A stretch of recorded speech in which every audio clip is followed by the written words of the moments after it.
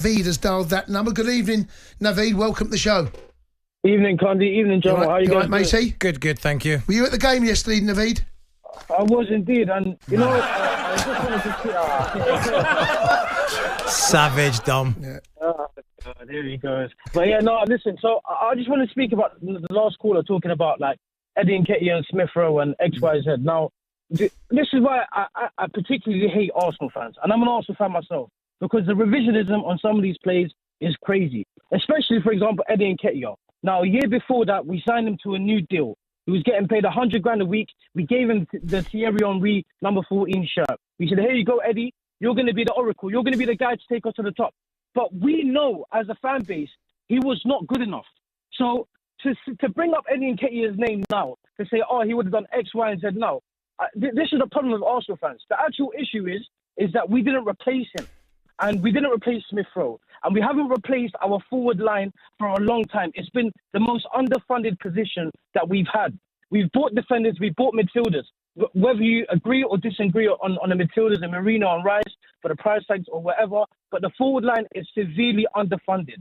Yeah. And it is proof of it yesterday. Now, you said another thing about have all the Arsenal fans turned on Arteta? The answer is no, they haven't. Well, some have. Some have. I tell you what, on Wednesday, if they do not win on Wednesday, I can promise you, if you think the meltdown has happened, you're about to hear a whole different meltdown on talkSPORT, because it's going to go crazy. It's on a knife edge at the moment, and they need to get that act together quickly.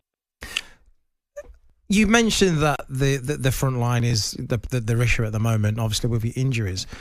But yeah. Who is out there? Who would you like to see come in that fill that void that Havertz is playing in? Listen, I'll be honest. I understand that possibly the striker is a tough one, right? There's a few strikers out there, but this January it's a window of opportunity, because there's release clauses galore everywhere. Ademola Lookman, around about £46 million. I should be your talkSPORT correspondent. Victor Gyökeres, 65 million pounds. He's available. There are options out here. Arsenal have actually no excuses, because Kvaratskhelia is going from Napoli to PSG for about £67 million. About a year ago, we put a bid for Caicedo for 90 million and Mudryk for 90 million. So where's that money gone? That's a very good question. This is my point now. This is my point now. The money is there. But did you put bids in? Were they? The release clauses are there. But were they bids? So, I believe so. I believe that the Mudryk situation was a bid. Obviously, he ended up going to Chelsea. We ended up forking down a lot of money. That's the reason why probably Chelsea overpaid what they wanted to pay. So the money is there. So it's about Arsenal now. This window is an eye-opener to every Arsenal fan, because this is a true ambition of the owners now. Are they going to settle in top four and be happy with the investment they got and to have that sustainable model of getting top four, getting Champions League football? Or do they really want Arsenal Football Club to push on and succeed and get those major honours? I believe they don't. I believe they're happy with top four, and Arteta is going to be the one out there hanging out to dry. That's my opinion. Naveed, let me ask you this, right? If you get beat by Spurs on Wednesday, right, is your season over? 100%. Listen, we're not winning the Champions League, in my opinion. No. I don't think we ain't got the squad for that. We may be able to get to a semi-final and stuff, but that doesn't really salvage the situation. For me, anyway, a Carabao Cup and no trophy for me is the same. I don't really rate them like any different. I wanted to win the FA Cup, the Premier League, or something of the above. Now, we've got major holes in this now. We've got a lot of players that we need to buy now, and it's starting to look like a mammoth of a task again. You had a chance to get Ivan Toney. I don't think he'd have gone though, Arsenal, would he? He's picking up over 600k a week. I would have taken him in a heartbeat. I know, but I don't know whether that was on, you know. I don't know whether I'm sure it would have been an option. It would be a conversation to have. He's picking up over £600,000 a week. Yeah, but I think tax-free, Gemma. He went there because was there any other bids? Was there any other conversations having? I don't know. Is there a reason why someone has stayed away from Ivan Toney as well? Because none of the Premier League clubs. Well, do you know what? Do you know what? I get the feeling, Naveed, that once that deal came in, I think the club's probably done a little bit of behind the work scenes. Are you interested in coming to Arsenal? I think it would have been a straight fat no. And I think clubs just realise that they can't compete with that sort of money. And that's, I don't know that, but The fact that no one went in, that suggests to me that his mind was made up. Naveed? Yes, Cundy. Appreciate the call, bud. Cheers, buddy. You're going to phone us up on Wednesday night?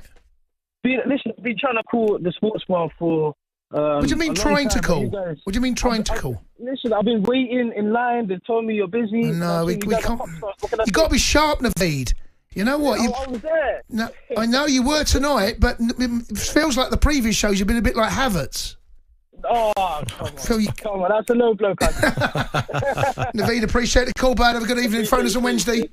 There he is. Same time Wednesday, mate. Yeah, same time. There he is, Naveed. You'll get him. There. He phoned up like he was really... And then he kind of, as he left, there's a bit more.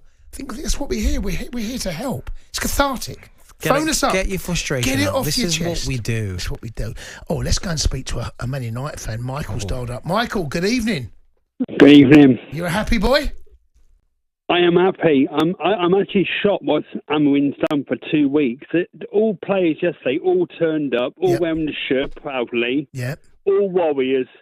De Ligt, Maguire. Oh, they were outstanding, weren't they? The pair of them, yeah. And the goalkeeper. Yeah. He should be number one. Get rid of Nana. Well, I don't mean you've got to get rid of him. I don't think that's a Keep bit... him number 2. Well, yeah, you got to get rid of him. You still need another goalkeeper, Mikey. But I mean...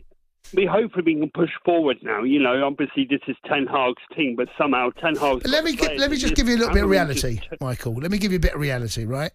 If Havertz had his shooting boots on, now that had been someone with a bit more lethal finisher up top, you would have lost that game.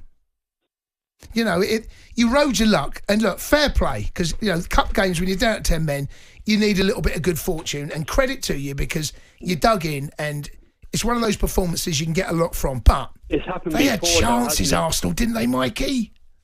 Cundy, yeah, they did. But at the end of the day, this happened before, didn't it? Go on. What happened? Roy Keane got sent off against Arsenal, and then Ryan Giggs did that lovely one halfway across the road, didn't he? Yeah, same. Yeah, almost. Yeah, very similar. Very similar. Both clubs in slightly different scenarios. I mean, Man United were at the top of their game, and Arsenal were, you know, in and around the challenging, but not this time, Mikey. Mikey, what can this victory do for your boys? Because it's a big victory, that. Well, it was a big victory last week. Obviously, it wasn't a bit. It was a draw against Liverpool. It felt like a win. It felt like a win. You know, the players showed pride, passion. They wanted it. Yeah, I think when you play against Liverpool, I think that it seems like the Man U boys, it's their biggest game of the year. It's the biggest game of the season, and they literally, they put everything out there, which you do not see in normal week-to-week games. And on the back of that, they seem to have a little boost, a little momentum, a little confidence, high morale, which you saw in the performance against Arsenal. But like Cundy said, if Havertz had any form of shooting boots on, you guys would have also been out. Yeah. But Xerxes, give him credit. You know, he got booed against Newcastle and takes a penalty and scores. He actually done right when he came on as well. Might appreciate the call. His hold-up play was good. There was a couple of, I think it might have been Gabriel. A couple of players around him. He nutmegged Gabriel, then nutmegged again and put him on the floor. He did. The Sports Bar with Jamie O'Hara and Jason Cundy. Monday to Thursday nights from 10 on AM, on DAB, via the talkSPORT app and on your smart speaker. talkSPORT.